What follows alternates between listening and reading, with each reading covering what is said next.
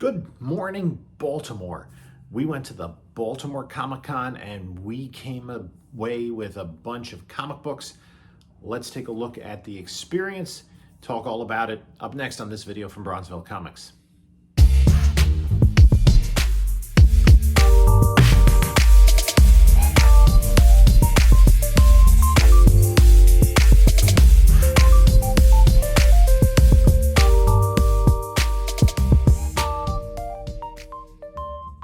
Hey there, panelologists. This is Jim from Bronzeville Comics coming to you with another video. We're doing something a little bit different this time because I am in Baltimore, Maryland. I went to the Baltimore Comic-Con today, and rather than, it took me about 3 hours to get to the con, and another 10 or 15 minutes to get parking. That's an entirely different story. But it was a pretty clear ride. I left at 7 o'clock in the morning and got into Baltimore at 10. The convention center was pretty easily accessible from the highway. It's like across the street from Camden Yards. But I had prepaid for parking at a parking garage, and I had in my GPS, and I drove, and it says make a right onto the street, and that street was closed. I'm not sure why. So I had to cancel the parking and find someplace else to park. So it was within walking distance of the show. So I went in, and let's take a little bit of a look at some footage from the show.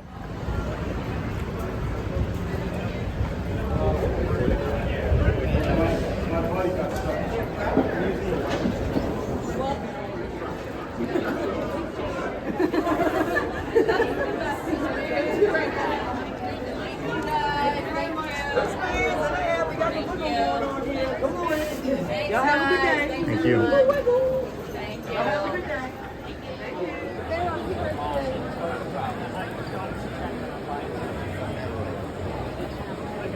I'll wait for you to check in next time.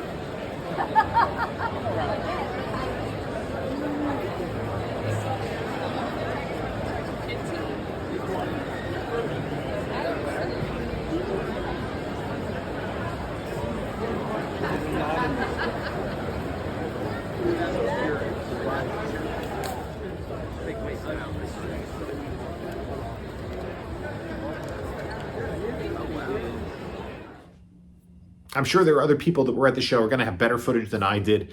But this is my first time at Baltimore, and it was a nice size show. There was an artist alley.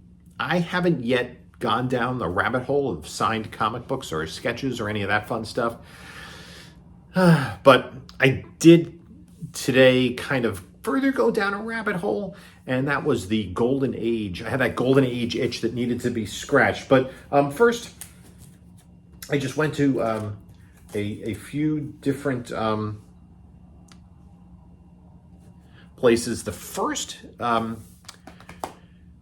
booth I went to was Fearless Readers, and they had about 8 long boxes of $5 books, but none were bagged and boarded. But I decided to dig through all of them because I felt that there were some good books in there, and the conditions weren't bad.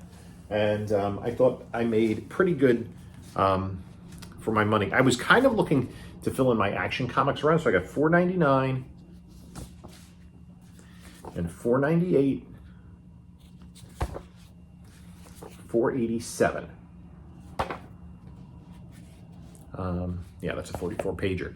I also picked up Flash 286 as the first Rainbow Raider. Daredevil 187, Frank Miller. It's a nice, pretty nice copy, considering it's not bagged and boarded. The whites are pretty strong in that. This is a book that I had spotlighted in one of my underappreciated DC keys, so I saw it, I went hunting for it. It is Brave and the Bold, number 166. This is the first appearance of Nemesis. In a backup story, he later is affiliated with Checkmate and has a little bit of a thing with Wonder Woman. I picked this up at Archie's Madhouse Annual, number 4. It's in beat up condition, but I thought, you know, with all those monsters on the cover, I thought it was just kind of a cool book to grab. I did bundle these at the end. I actually paid like $4. Shazam, I'm slowly working my Shazam run. Picked up this pretty decent copy of Adventure Comics 432, one of those great Mike Fleischer, Jim Aparo Spectre issues. Adventure Comics 467, this is a pretty sharp copy. Now, I don't think any of these are necessarily slab worthy, but this is the first appearance of the third Starman. It's Prince Gavin. He is Steve Ditko creation. Starting with this issue of Adventure, they split between Plastic Man and Starman. Daredevil 196, this classic Wolverine cover. It's the first time those two meet. Savage She-Hulk number 2, second appearance of She-Hulk. Justice League of America numbers 189 and 190, these classic Brian Boland Starro covers. Here's a book I needed for my DC 1972 run, and that is issue number 161 of Star Spangled War Stories. There's a little bit of foxing and tanning on that. Marvel Premiere 44 with the Jack of Hearts. Marvel Premiere 39. Pence variant with the first appearance of... No, that's actually not the first appearance of Torpedo. Marvel Team Up 93 with Werewolf by Night. I just thought that was pretty cool. And a couple early Defenders, number 32. These were in decent shape. Number 23. Some more Bronze Age. Champion 7. These aren't really keys, but nice books. This is a key. Shade the Changing Man, number 1. I only took, I think, one of these. Yeah. Richard Dragon. This is the last issue in the series, number 18. This is where Ben Turner becomes Bronze Tiger for the first time. Dazzler, number 3, just because of that Doctor Doom cover. Captain Marvel 49. And Teen Titans, number 45. This is the first appearance of Karen Beecher, who a few issues later will become Bumblebee, DC's first African-American female superhero. So those were all, I gotta get those in bags and boards when we get home. My next stop, I made notes, was with John Haynes. He had a ton of Golden Age. So I grabbed one of those books. Where is it?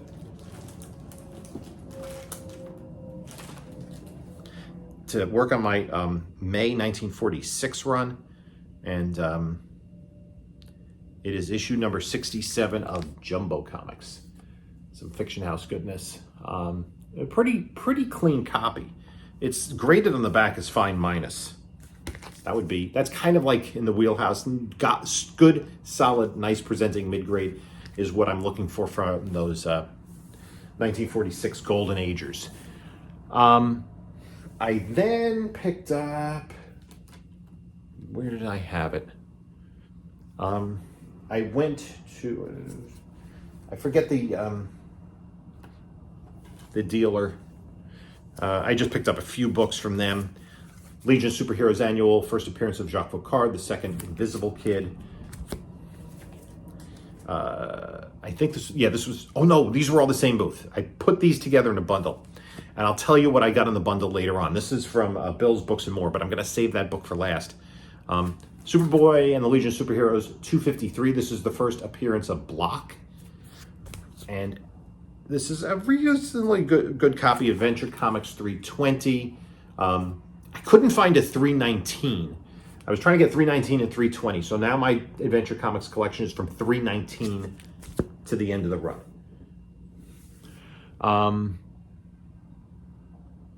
I then went to Victory Comics. I think that was my next stop. And they had $3 comics, and you could get 7 for 20. So I got a multiple 7, and again, I was working on that Action Comics run, $4.97. Was there a $4.97 in there too? I think it was a $4.87. $4.95. $4.89. Nothing huge here, but for $3 a pop and $4.87. So I think I got two 4.87s today. $4.83. Lighting in here is not great in my hotel room. 80. Yeah, I just grabbed all the action that I needed from them. 470 something. It's kind of cut off because the cover has an overwrap. And 476. And 471. Down to 30 centers. New Avengers #1. All-Star Squadron #24. This is, it does have key significance. I cannot remember what the key significance is, and I'm a big All-Star Squadron fan. It's obviously the issue before we get Infinity Inc.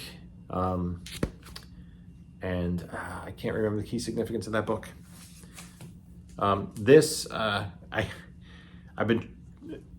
slowly putting together this Vannier Spiegel run of Black Hawk from the 80s. I needed this issue because I wasn't getting Booster Gold on my pull list at the time, and I've been picking up. I really enjoy this. A lot of time travel, this is part of the Blackest Night storyline too. A lot of interconnection with different parts of DC history. That's really good. Captain Britain and MI13 Annual. And then issues number 15. I'm putting together a little run of that. 11.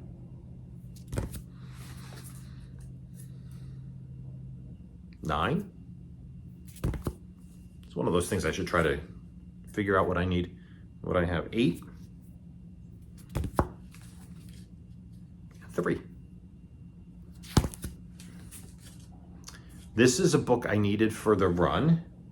Dark Horse Presents 79. That kind of fills in like one little hole that I had. I'm missing a few of the early issues. And this, I think, completes the run of this book. A book that nobody really collects, but I, for some reason, did not have this issue. The Shadow Strikes #23.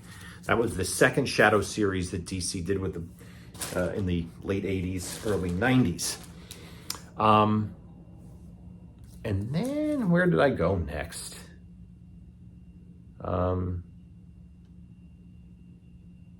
No, that was a separate.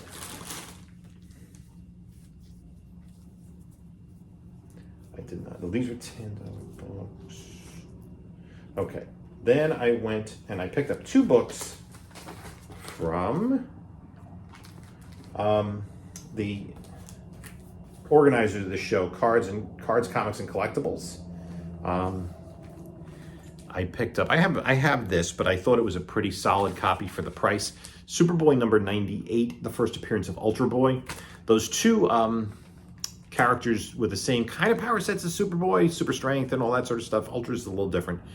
Are in Superboy. Mon-El's in 89, Ultra Boy's in 98. So it's, for me, it's kind of easy to remember those. And then this is a book that's been on my list. This is low grade. This is a poor. It's got extra staples. It's missing the back cover. It's got chunks out. But I've been wanting this book for a while in my collection. Like low key, I always enjoyed this character. And this is Strange Adventures #9. This is the first appearance of Captain Comet. Captain Comet, I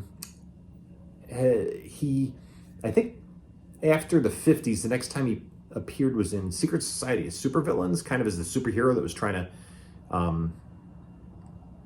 track them down. It is, yeah, it's a poor. There's no question about it. But this is great. I'm pretty sure it's Carmine Infantino art. This is, I think, from 1951. So it is a Golden Age book. It's really, to me, this is more Atomic Age, because this is actually when superheroes were petering out. There were very few superhero comic books still being published, and he's more of a sci-fi character, but DC's used him, over the years, and I kind of had my eye on this, and I just couldn't pass it up. So there was that. Then I went to another booth. They had like $10 books.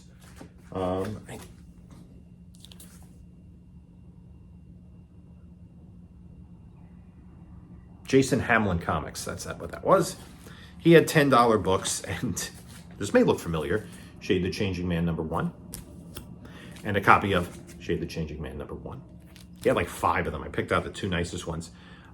This is actually a pretty decent copy. This is a book I spec'd on a couple of years ago.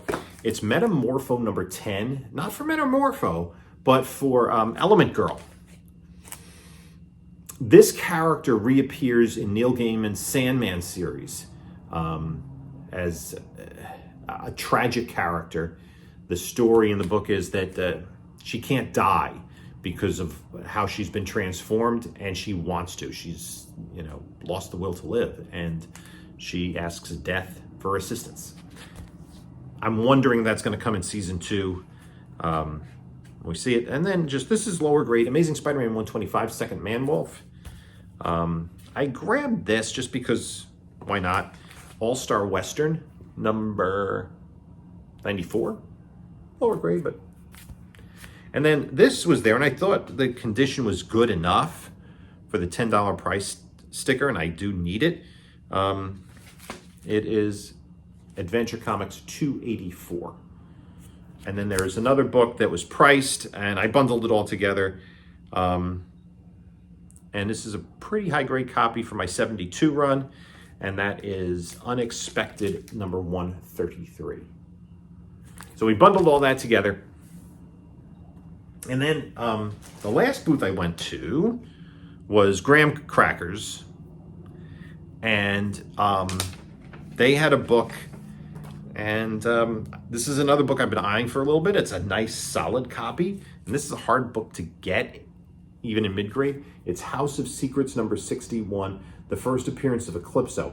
Now, this book spiked a little bit a couple of years ago when he was the antagonist in season 2 of Stargirl. And I thought they did a really good job realizing the character. But nice DC Silver Age key. That was kind of what I was hunting, was Golden Age and DC Silver Age. And then it was at Bill's Books and Comics, or Bill's Books and More, that there was a book I saw that I've been looking for, and I had not been able to find it. It's a book I wanted for my May 1946 collection, and it's in a top loader. I'll take it out of that. And I put bids on Heritage, I put bids on eBay, haven't won them, have saved listings on both those search sites, and I saw it up there. Every booth I went to, and I was looking through Golden Age bins for May 1946. I really have to get just a list together, so I'm not just kind of flipping through every book looking for May cover dates and trying to figure out if it's 46. One thing you can tell with the most Golden Age books is the 1946 books are just slightly wider than like the 50s books.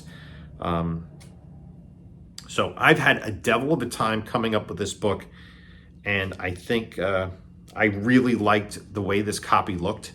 It's right, like grade-wise, in the wheelhouse that I'm looking for. And like I said, I've had a devil of a time getting a copy of this book. It's been like trying to find a needle in a haystack. It's Adventure Comics 104.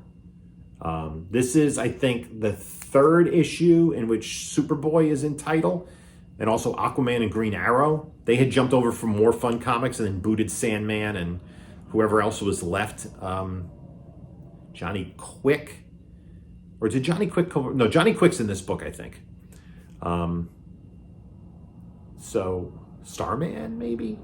I'd have to remember. Sandman, Starman, Manhunter? Anyway, all those characters that had been in Venture for a number of years got the boot, and all the characters that had been More Fun remained. And actually, this enabled, them over, enabled Superboy, Green Arrow, and Aquaman to be 3 of really only 6 features to survive from the 40s all the way through into the Silver Age, along with Superman, Batman, and Wonder Woman. So, yeah, this was a really, I was so happy to get this. So you can see I leaned a little bit into Golden Age, and I didn't really talk too much about the idea I have of save, sell, slab, spec, because most of these are for the personal collection. The bigger books are. Some of the books that I got, the $3 books, I'll take a look at them. They'll be like spec books, or maybe I'll move them like the Spider-Man and Daredevil stuff. I don't know if any of those books are slab worthy. And, you know, this is worth getting slabbed. This is worth getting slabbed. The couple of the other Silver Age books, I don't think this is. If I'm just going to save this as a copy, I'd love to upgrade at some point, but at least I kind of have scratched that itch of getting some Golden Age stuff. And so I picked up, I guess, 3 Golden Age books and have worked a little bit more on my May 1946 collection. What do you think about that? And the month and year were selected entirely randomly. I actually used a random number generator. I don't know if I randomly picked the year. I don't think I just went from like 1940 to 1954. It might have been like random in the 40s. But 46 is, for me, a real sweet spot because superheroes are still popular. And a lot of the artists were back from the war, those that had gone away and served in the war, and younger artists were starting to work on the books. Guys like Hubert and Infantino were working in comics at the time. And so you have still most of the superhero characters are being published in 46, and you're starting to see a little bit more of some of the other characters, other genres being explored. I know that there are people who collect like their birth month. One of the dealer that I bought the Superboy from, and I was telling him that story, and he said he'd come across a collection, and he found 4 books in there from his birth month, and he put them and displayed them on the wall. You know, I know Joe at Anachronic Comics is collecting books from his birth month, which are all Golden Age books, and and there's still a lot of superhero books available in that time. I'm not even positive what the highest valued Golden Age book is from May of 1946. I'm going to have to look that up and maybe hunt that sooner rather than later. So anyway, let me know what you think in the comments below. Were you in Baltimore? I saw some great people from the community. Ran into Long Box Love Affair. He was there with Gordy Comics and spent a lot of time talking with Bronze and Modern Gods. We're all about the same age, and it was really great. If you're not yet following them on YouTube, you really should. They do a podcast / YouTube video once a week, and it is really for the comic collector. It's not an investment or speculation channel. They don't really do unboxings. They have their regular thing, and they talk about genres. They have some great interviews. I really recommend them. And they were there with the Wacom app, which is an